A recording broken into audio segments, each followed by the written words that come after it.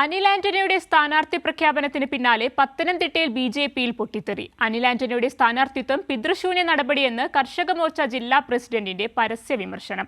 PC. ജോർജിനെ അനുകൂലിച്ചും BJP നേതൃത്വത്തെ രൂക്ഷമായി വിമർശിച്ചുമാണ് കർഷക മോർച്ച നേതാവിന്റെ ഫേസ്ബുക്ക് ലൈവ്.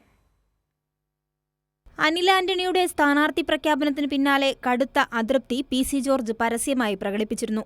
ഇതിന് പിന്നാലെയാണ് കർഷക മോർച്ച ജില്ലാ പ്രസിഡന്റ് ശ്യാം തട്ടയിലും ബി.ജെ.പി. നേതൃത്വത്തെ രൂക്ഷമായി വിമർശിച്ച് രംഗത്തെത്തിയിരിക്കുന്നത്. അനിൽ ആന്റണിയുടെ സ്ഥാനാർത്ഥിത്വം പിതൃശൂന്യ നടപടിയെന്നാണ് കർഷക മോർച്ച ജില്ലാ പ്രസിഡന്റിന്റെ വിമർശനം. ഞങ്ങളാരും മോഡിജിക്കെതിരല്ല.